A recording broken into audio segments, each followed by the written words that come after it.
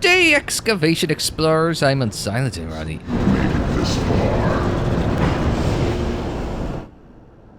I'm Unsilent, and I've been cut off by a creepy voice. And we're on the air with more Doom 3 BFG Edition. It's episode 25 of Doom 3. Thanks for tuning in. Last time out, we made it through, was it Caverns Part 2, Level 2, Side 2? Nope, I got some shell. Oh! There are loads of shells there. Actually, got some cells. There's loads of everything here, actually, now that I take a gander.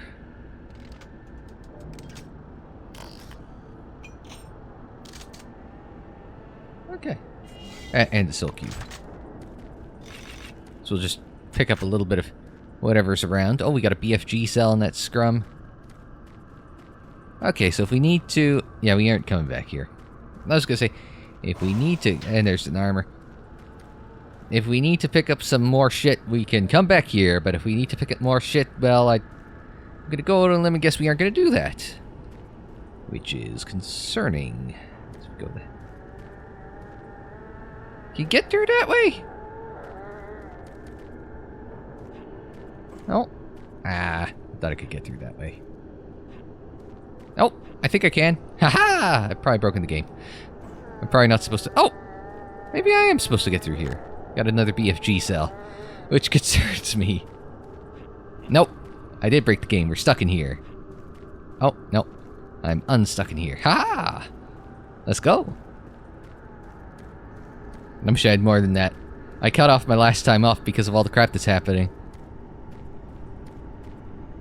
We're at sub-level 4, Junction 1, according to the...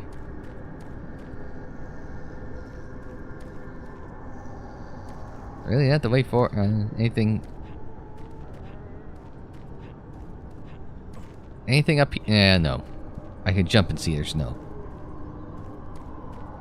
Setting new standards in both archaeological discovery and analysis, the UAC is proud to showcase the latest findings on 4 unique and fascinating artifacts.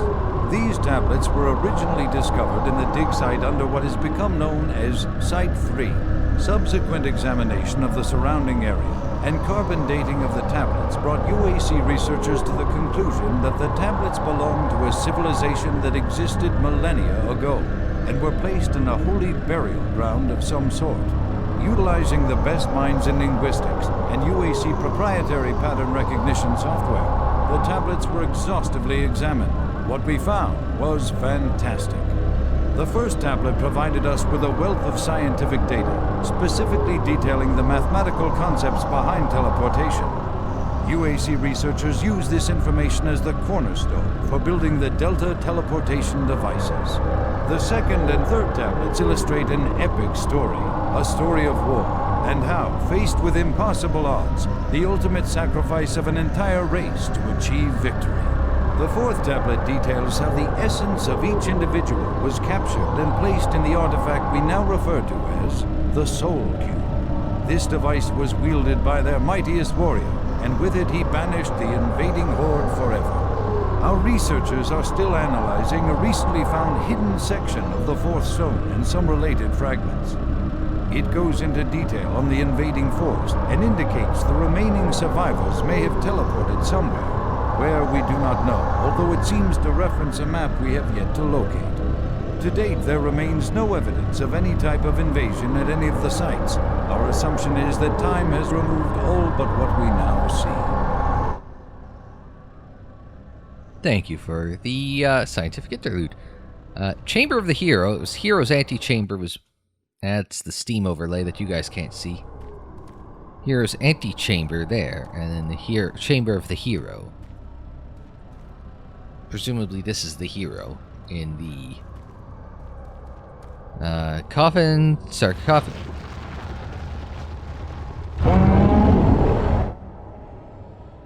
What the shit?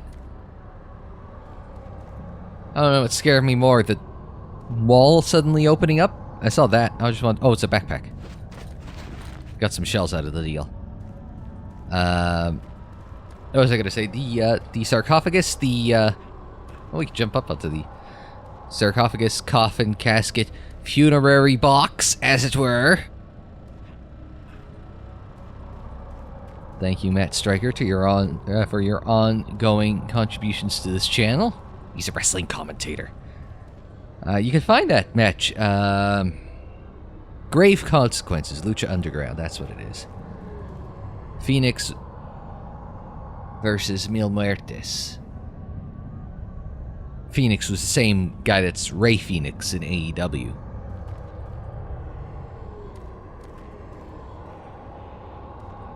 But yeah, okay, so this guy's the... Oh, that was unidentified. Oh, so we go into hell through the threshold. Yeah, so this is an interesting little... It's not even close to little. I know there's... Well, no, that was kind of Lost Levels-ish of Doom 64. I was going to say, I know they found Doomguy in a sarcophagus-type gimmick in Doom 2016, but that's really, they kind of retconned the Lost Levels, or I guess added the Lost Levels to Doom 64 to retcon that to being the prelude to Doom 2016, so... I wonder who the hero is. He's a big fella, though. I'm hazarding he's probably... Eye level's just a little below that, half of that, so let's say it's about, what, 2 and a bit Not Doomguys tall? That's a sizable if Not Doomguy is like 6 feet tall. The guy in there has like 12 feet of room in there, so he's a big bastard. You know? But yes, as I mentioned earlier, that's unidentified. Yeah, I'm starting to see how. Because this is very much similar to... Ooh, this... I'd like to go out now. Oh, it's a lift. I was going to say, this is similar to what we saw in the Hell level a few weeks back. Oh, that's a fast lift. I'm glad I turned off motion blur.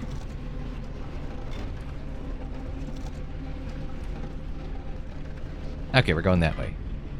Not that way. We're going that way.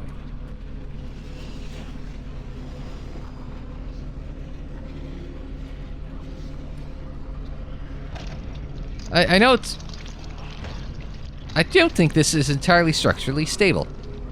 I was gonna say, I know it's not a head crab, but it looks kind of head crabbish. It's just a flayed dude. Skirt around there. Steamy. Have I ever told the Rob Faulds story?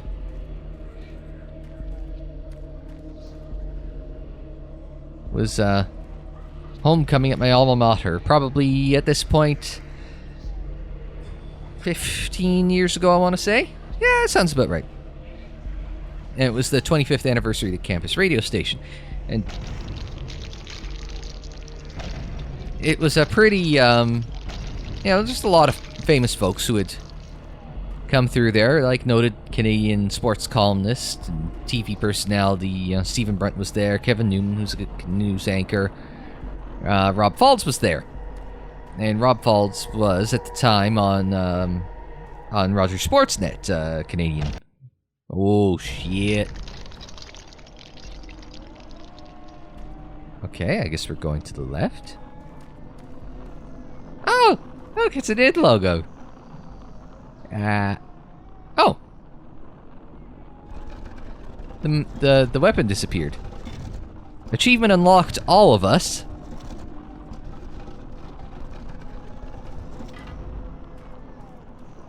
Future Steve will have that for you down there. Yeah, so Rob Faulds' story. So Faulds and Brunt, being sports guys, were invited up to the broadcast booth for the homecoming football game. And I was working, I was being relatively a greenhorn at the time. I was working as the stats grunt and the runner up in the booth for our play-by-play guys. And so eventually got on the mic a couple of years later. Got to a Vania Cup. Anyway, so I'm working as a greenhorn there. And I'm just in there absorbing knowledge off of Faulds and Brunt.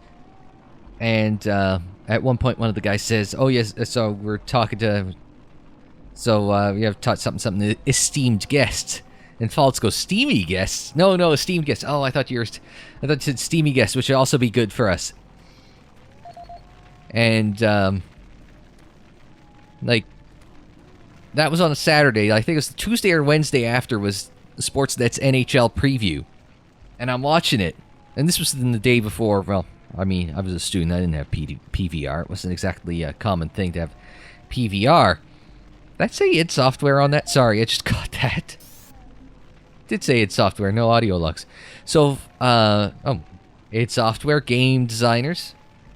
Here's your ID number, or is it id number? No, they're in Texas. Huh. Today I learned. Probably Austin, because most tech seems to be in Austin. But yeah, so watching the Sportsnet preview and our NHL season preview, and Rob Faulds is on there, and he's, you know, not in the hockey panel, but he's kind of when they throw to like packages, like they go through Rob to do that. And so Faulds is wraps up a package and back to our esteemed panel, or is it steamy panel? And I'm like, oh my god, that was a shout out to us. It was like the little Easter egg. So that's the Rob Faulds steamy story. He's like, oh my god, Rob Faulds said that back in like 2006 or something like that. It was like on the NHL preview. If anybody has the Sportsnet NHL preview, I doubt it, but, you know, fire that my way, because I want to, I will want to share that with the old crew that we did that game with, so I think they'd appreciate. Oh, right there. I didn't check to see there was email. I think we'd appreciate that one. Oh, Adrian Carmack, John Carmack. Oh, no, that wasn't, if I click that, it won't let me scroll. It won't let me. There. Thanks, Adrian Carmack, artist co-owner. Thank you, John Carmack, programmer co-owner. I'd like to thank our fans for playing Doom 3. Kevin Cloud, artist co-owner. It's done, baby. He's not Adam Cole, baby. But I think, Todd DeHolland said it was the CEO and co-owner. How many of these are there? That is a fair whack of... You know what? Normally I wrap up an episode with the credits. Maybe I'll wrap it up with this stuff instead. Quick save here. Just more for the purposes of having that bookmark. Actually, you know what? I will full save it just for the sake of having it bookmarked.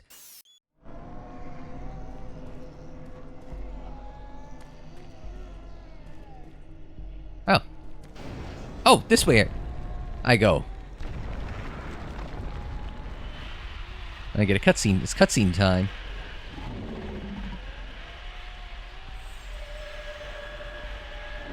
Oh, hello.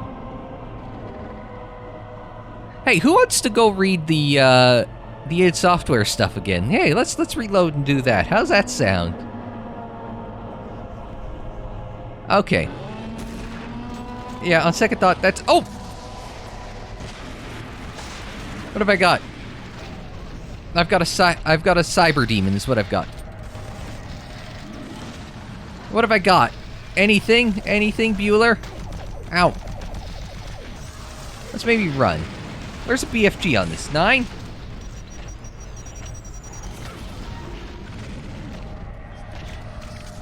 Alright, suck BFG! Oh, look, this might be where it spawned in. Give me anything to work with here. Where's my rocket launcher go? 8. 8. Where's 8? Hi.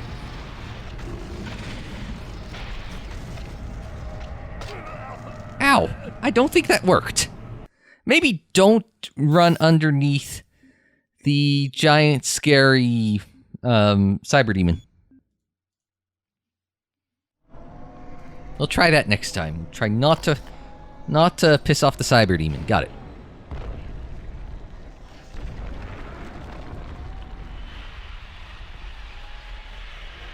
Because it did what?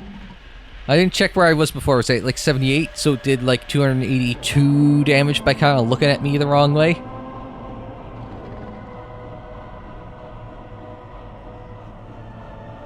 Now I know, what was it that I said? The Hell Knights. The Hell Knights were really unrecognizable from the IdTech 1 games. There's really no mistaking. Okay, let's keep running. Where's that? Yeah, there's no... Okay, let's maybe not go that way. Oh. Woo! I missed. I think I ran off the side there.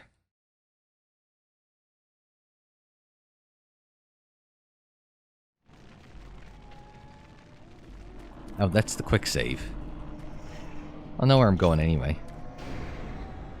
Alright. I could do this. And I can do this. I'm not worried. I mean, I'm a little worried. I mean, I'm a lot worried, but I'm not that worried. I'll figure it out. Might take a dozen deaths, but I'll figure it out. This is one of those times when I wish we had a cutscene. Wait, since when did the Cyberdemon breathe fire? It is not a dragon. Hi. How you doing?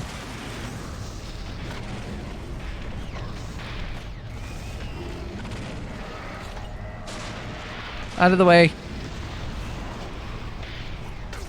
Ow. Okay, I took a little heat there.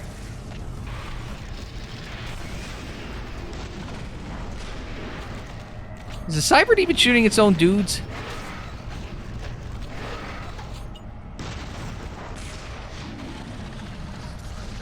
Okay. 9. Can we line them all up? Nope. Well. Now we'll go this way.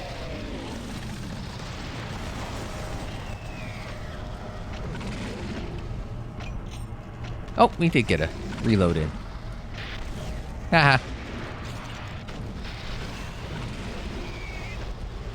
9. Alright. Oh. That's what we didn't reload. There we go. That's fine. That's the dangerous part. Okay. Hang on. Let's change approaches. Let's throw a soul cube at it. Aha! Look at that. Now I'm healed.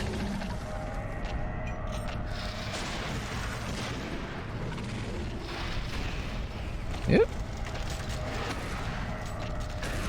We got a little crawly dude.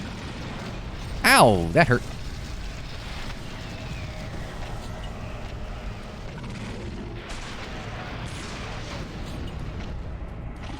I could use another soul cube right about now. Or shortly. I don't really... Just like that. Ah. Nope, that was one.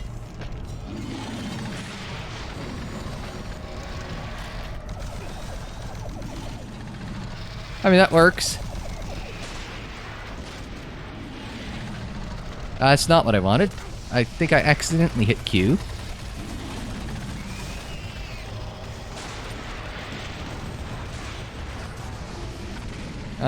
What have I got here? What can I work with here?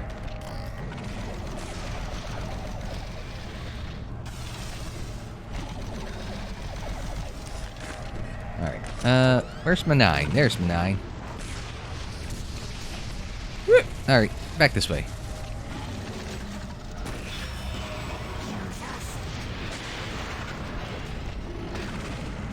Oh, that works too. Oh, you seem to have run into him, so just screw him!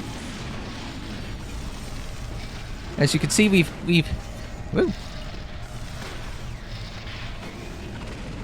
enacted a very tactical plan. I think I got him. Woo! Okay.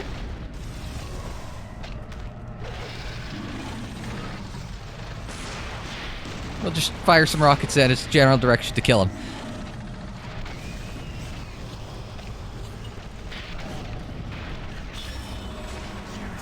Okay, we're in okay shape. Let's get that guy.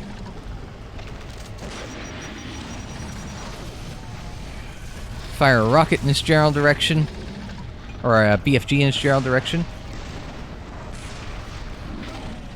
Ouch. Okay, I changed my mind. I need some health. He's still following me.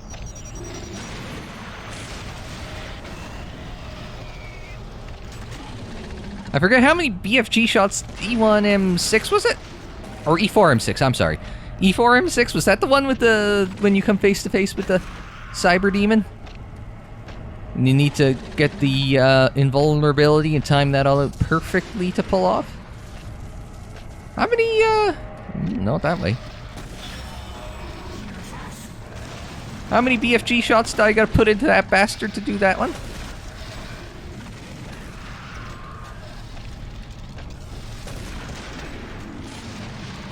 Oh, I gotta reload. Hang on. I got it. I think he ate the entire shot there.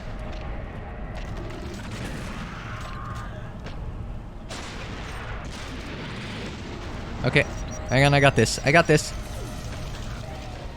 got this. That imp took the hit for me. I can live with that.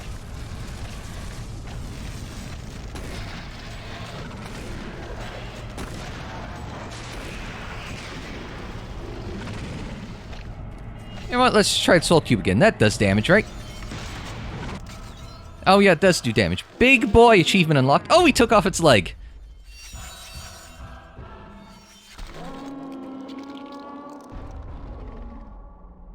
That worked. I think I was supposed to use the Soul Cube. Based on that ending cutscene, I think the Soul Cube was... and it's gone down the hole.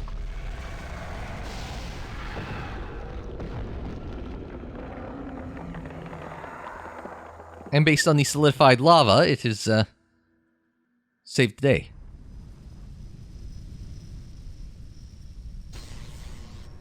Oh, things are happening. Recon Zulu, this is Echo 1. Give me a visual status. Echo 1, this is Recon Zulu. We've got massive damage all over the base. This place looks like hell. I've got life signs on the bioscanner. Eyes sharp. Echo 1, we've got a survivor, a Marine. Corporal, you hear me? You alright? Can you hear me? Echo 1, this is Recon Zulu. Prepare for medevac. Copy that. Have you located Counselor Swan? Yes, sir. He's dead. Roger, Recon 1. What about Dr. Betruger? He's nowhere to be found, sir. Oh my. He has been swallowed by a pterodactyl. I think. I'm not quite sure.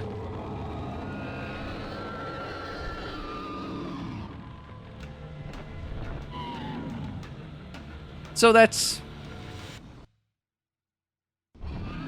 oh. And Finn!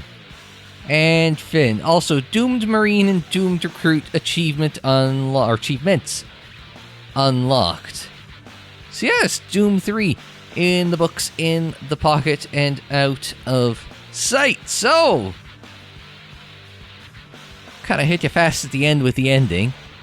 I would like to point out that that last level means what classic Doom enemies didn't we see? We did not see a Baron of Hell the entire game, nor did we see a Spider Mastermind. Arachnotrons, because they're Doom 2 enemies. I'm just trying to think what else was it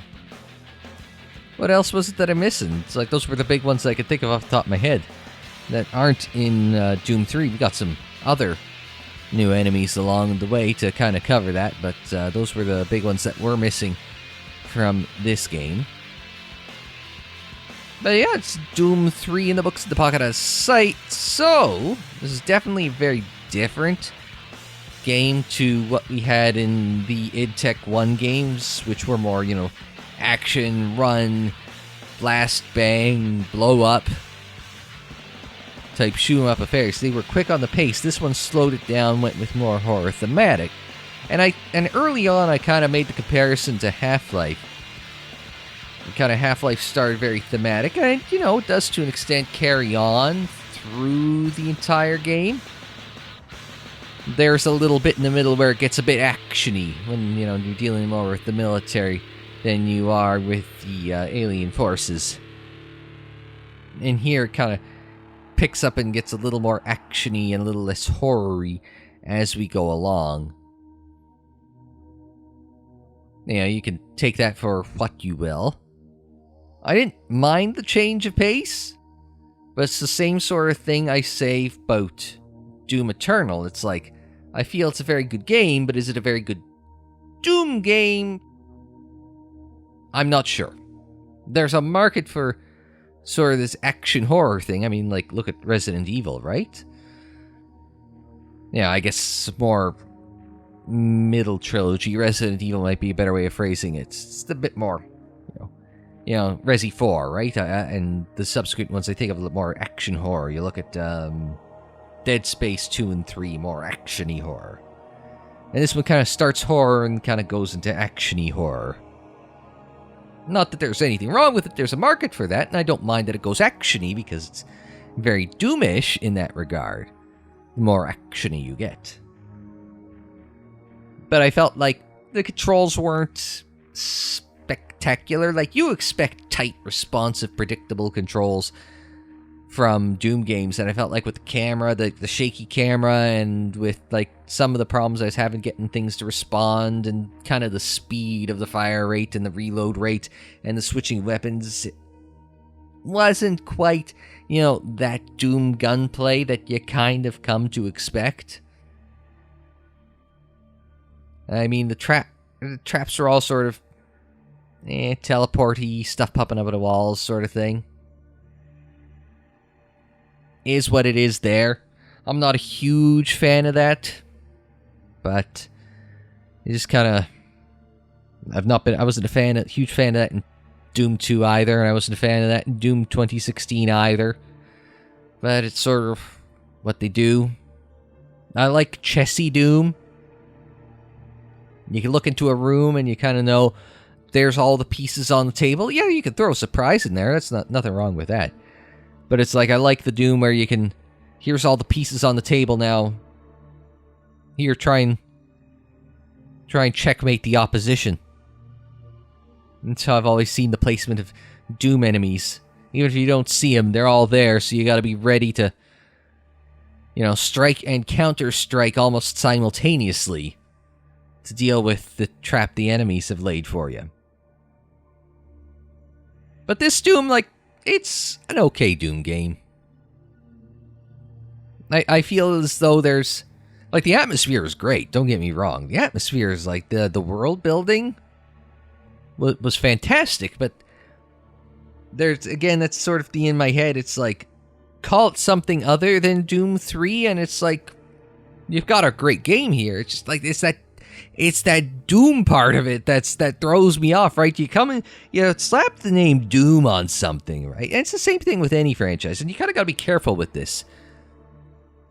Because I can understand why you'd throw Doom on there, is because it's a hell of a marketing tool, right? You slap Doom on something, it sells like hotcakes.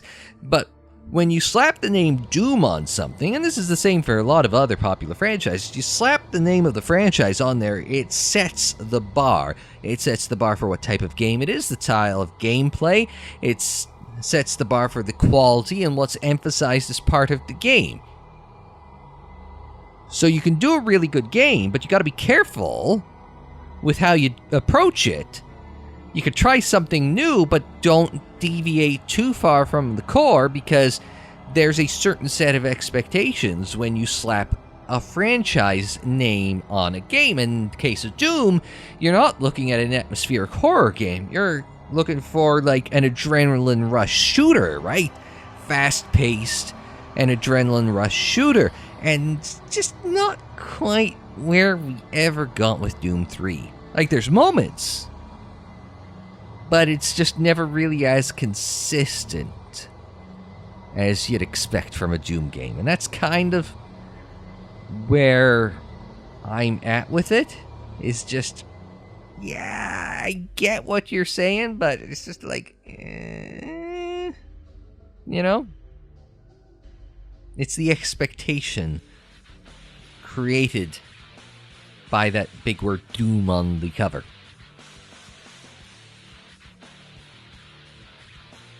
And that's something that I'm wrestling with a couple of these my recurring special series retroverses, where you see over time how a franchise evolves and changes.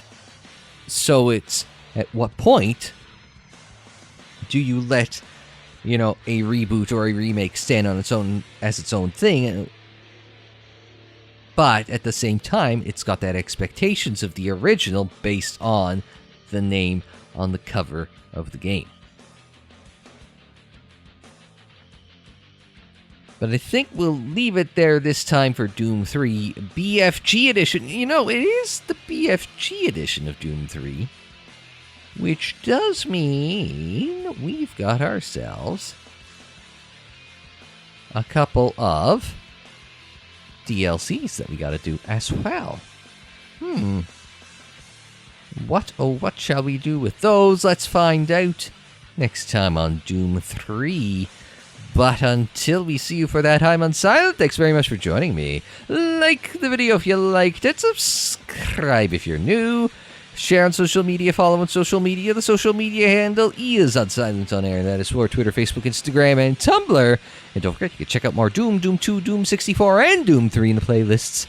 They're on the screen in the description down below, and more videos anytime on the channel page. And until the next time, I'm Unsilent. Thanks very much for joining me. Like, share, subscribe, and we will see you next time.